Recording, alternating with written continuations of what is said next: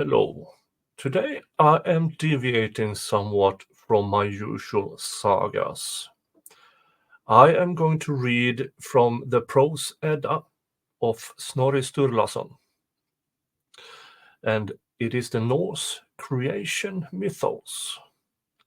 Now, some of what I am going to read might seem odd, even ridiculous, but who's to say?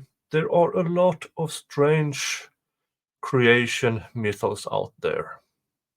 Who's to say this is not the one?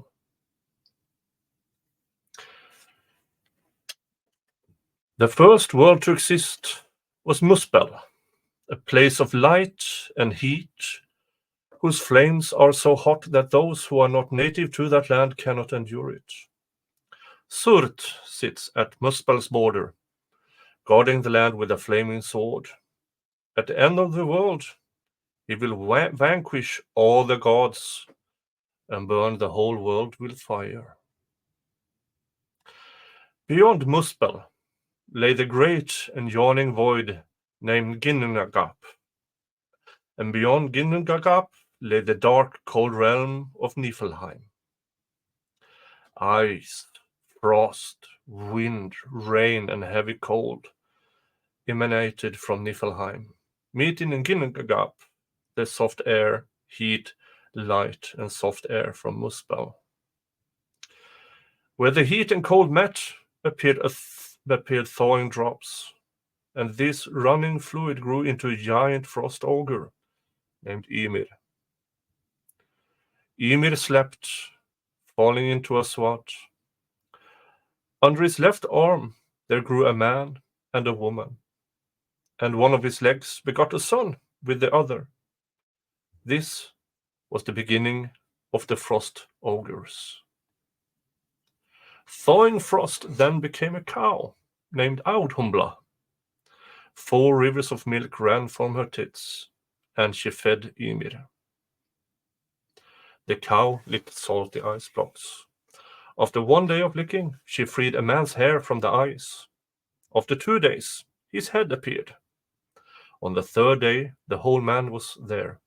His name was Buri, and he was tall, strong, and handsome. Buri begot a son named Bor, and Bor married Bestla, the daughter of a giant.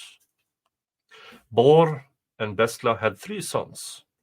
Odin was the first, Vili the second, and the third.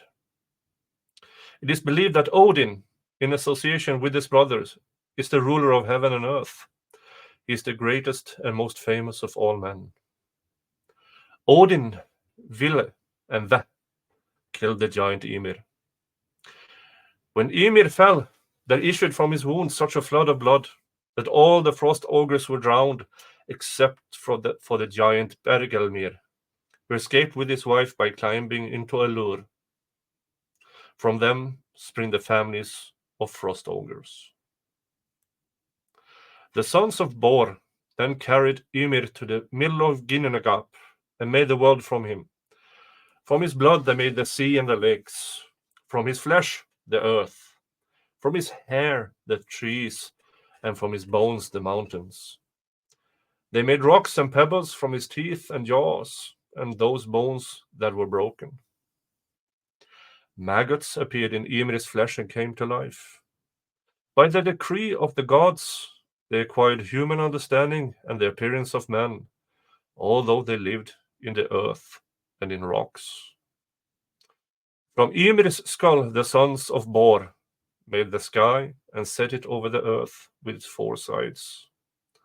Under each corner they put a dwarf, whose names are East, West, North, and South.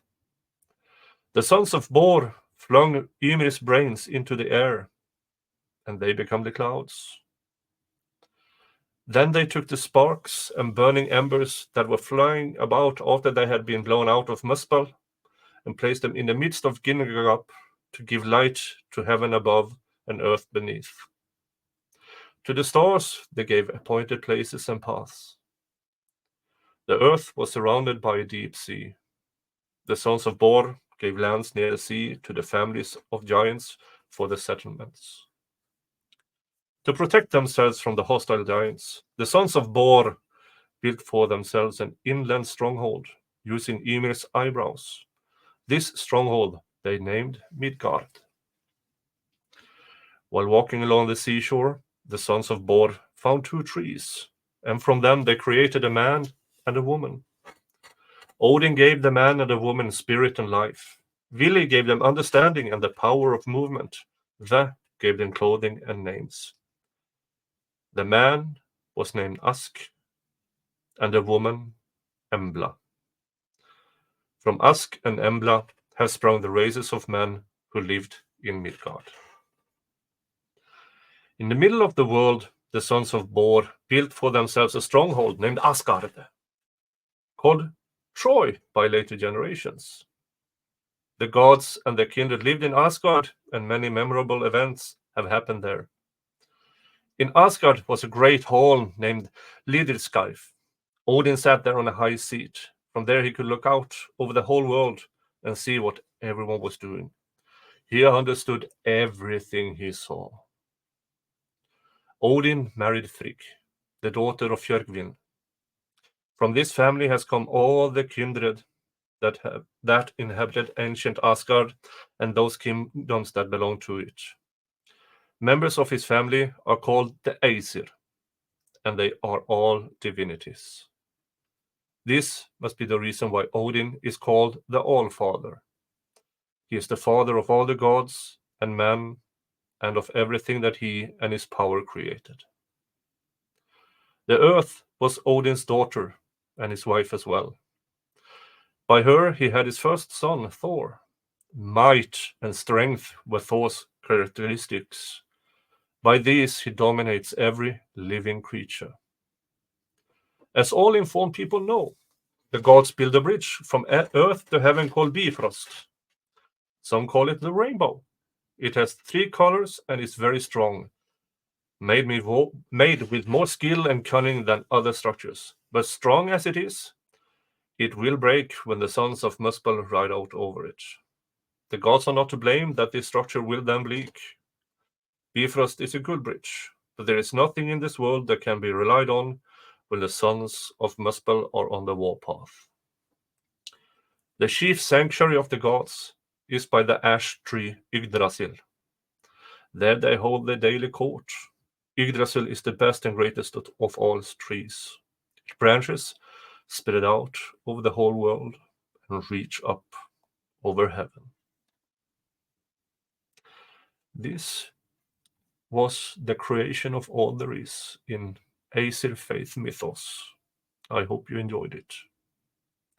Until next time, bye-bye.